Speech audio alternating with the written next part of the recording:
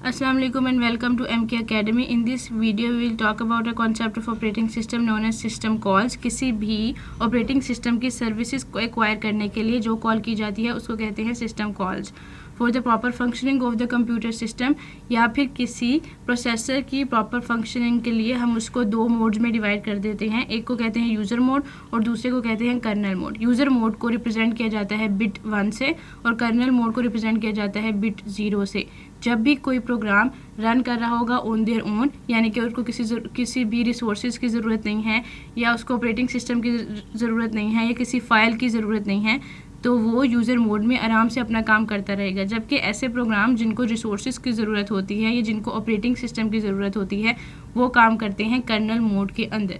तो colonel mode में जाने के लिए we have to use system calls. इनको सिस्टम कॉल्स कहा जाता है जो कि यूज़र मोड से कर्नल मोड में जाने के लिए यूज़ की जाती हैं ताकि कर्नल को बताया जा सके कि इस प्रोग्राम को ज़रूरत है ऑपरेटिंग सिस्टम की या फिर ज़रूरत है रिसोर्सेज की. इन सिस्टम कॉल्स को हाई लेवल लैंग्वेजेस में लिखा जाता है जैसे C और C++. और इसके अलावा एक जो सिंपल प्रोग्राम होता है जब उसको कर्नल मोड में जाना होता है तो वो एक सिस्टम कॉल की हेल्प से नहीं बल्कि बहुत ज़्यादा सिस्टम कॉल की हेल्प से रन कर रहा होता है. यहाँ पर है graphical representation of the system calls. ये एक कर्नल है ऑपरेटिंग सिस्टम का.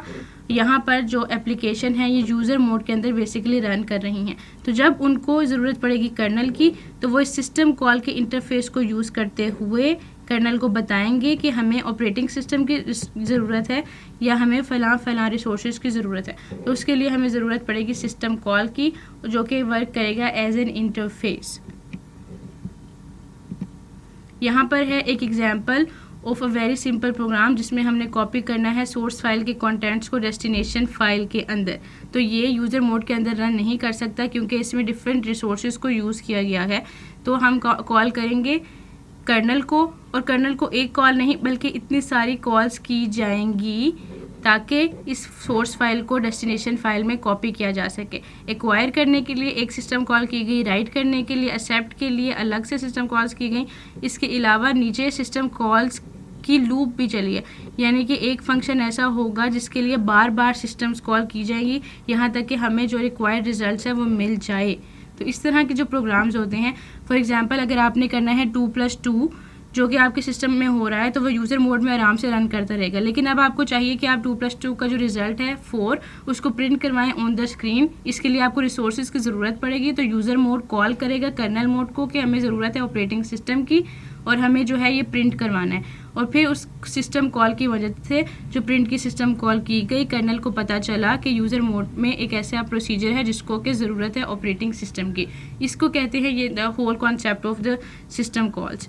सिस्टम कॉल की इम्प्लीमेंटेशन बेसिकली कैसे होती है? प्रोग्राम्स एक से ज़्यादा रन कर रहे होते हैं, एक प्रोग्राम के लिए बहुत ज़्यादा सिस्टम कॉल्स रन कर रही होती हैं, तो उन सिस्टम कॉल को जो है नंबर दे दिया जाता है ताकि उनको पहचाना जा सके, उनको रिकॉग्नाइज़ किया जा सके.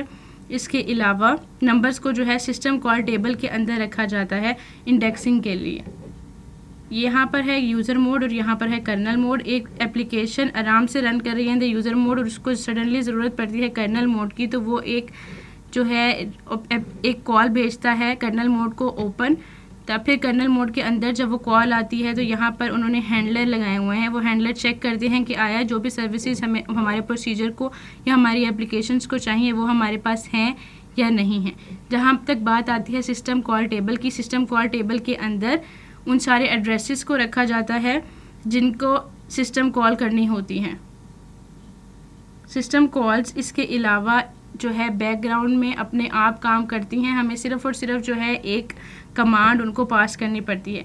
ये सारा काम किसी भी यूज़र को नज़र नहीं आ रहा होता क्योंकि बैकग्राउंड में वर्क कर रहा है. सिर्फ यूज़र को पता होगा कि उसने एक ओपन का कमांड भेजा है या उसको पता होगा कि उसने भेजा है एक प्रिंट का कमांड. तो ये थी हमारे पास बहुत ज़्यादा बेसिक एक्सप्लेनेशन. इसकी फर्दर डिटेल हम कवर करेंगे in the next video. The video is helpful for you. Like, share and subscribe. Thank you so much.